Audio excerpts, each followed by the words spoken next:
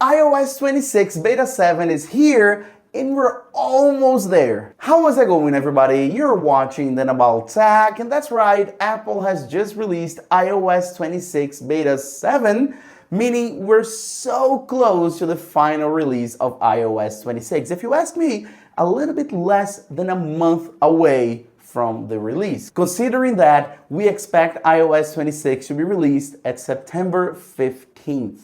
Right? So we're super close. So in this video, let's talk about what's new, and in the end, I'm gonna give you my quick opinion. Let's get started. As always, let's talk about the size of this update, a little bit under 1.5 gigabytes. And it's super easy to understand because this is not a full of new features kind of beta update. As a matter of fact, we pretty much just have 3 changes. Let's talk about them all. So if we open up our settings and then go to battery and then let it load for a while and then scroll down and get to power mode, as you can see right here we have adaptive power, and I've talked about this feature multiple times. This is not new to beta 7. This was actually released in beta 1, the very first iOS 26 beta, and I don't want to go through a lot about it because I've talked about it so many times here on the channel.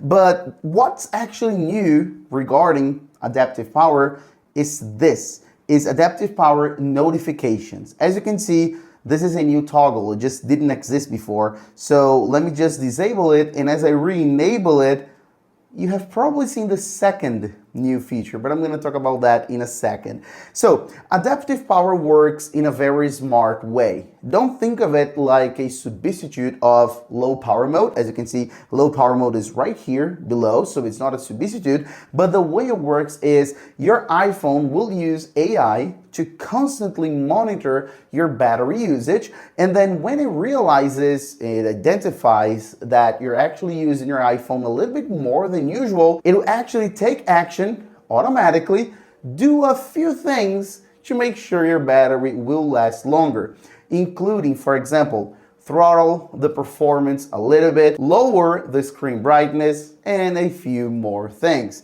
So it's not as intense as low power mode, where when low power mode is on, you definitely tell is on, right? Because like all the animations are gone, your iPhone gets really slow, the always on display turns off, and a ton of activity in the background also, it's completely turned off. It doesn't happen like that with adaptive power. Actually, when the feature is enabled, you pretty much don't even notice. That's why I prefer this feature compared to low power mode. But as I said, they're not competitors. You can use both, all right? But what's new in beta 7 is the fact that when adaptive power is enabled, which is automatic, you get a notification. So it's gonna say adaptive power is on. That's pretty much it. And since we're talking about these toggles, as you can see, as I disable and re-enable, there's a new animation on the toggles. So now they kind of jump backwards and forwards. This is completely new. We didn't see that in iOS 18, and of course in previous versions of iOS 26 either. It's a small little thing, but in my opinion, it looks pretty good. And the third change, and the third new feature in iOS 26 Beta 7 is actually related to the Apple Watch. And if you've been following here the channel, you have definitely seen that iOS 18.6.1 was a feature designed solely to actually fix an issue on the Apple Watch and reintroduce the blood oxygen feature on the Series 9, 10, and Ultra 2 American models, because there was this beef, this patent issue between Apple and another tech company from the US.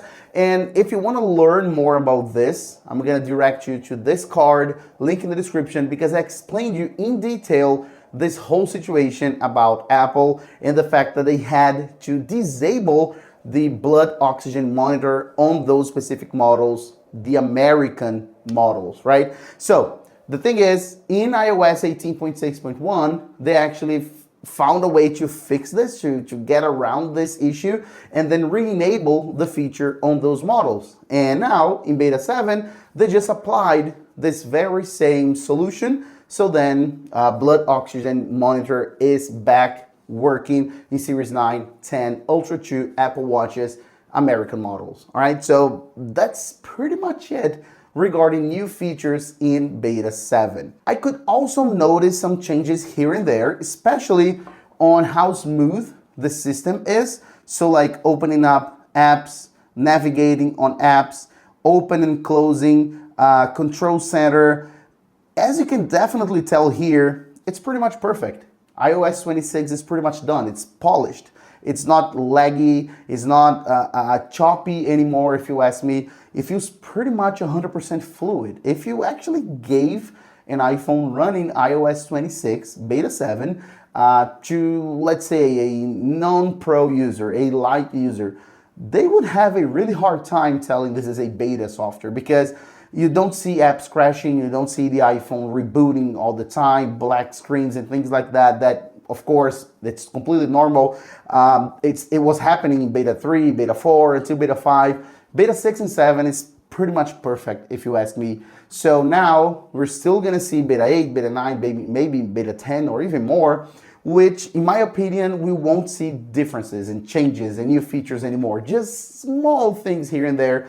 In my opinion, Apple would just change things under the hood, like performance, battery, even more smoothness and usability as a whole and all the animations and everything. But in my opinion, we're not gonna see anything big new because it's ready, guys. It's pretty much ready. And that's exactly why I decided not to make any more videos about iOS 26 beta from now on.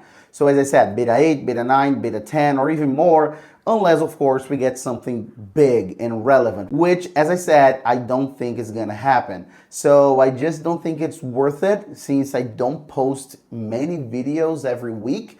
We generally post like 2 to 3 videos, so I don't think it's a good idea to every single week post videos about new beta versions of iOS 26, considering we're not getting pretty much anything new. I prefer giving you more content, more tutorials, reviews, analysis, and things like that, which I think are more interesting than those teeny tiny, small incremental updates. But of course, you'll see everything you hear as soon as Apple releases iOS 26, the final official version. Many videos. I'm just talking about exclusively those little beta incrementations. All right, so that's pretty much it. Thanks for watching this video, and I'll see you in the next one as usual. Bye bye, guys.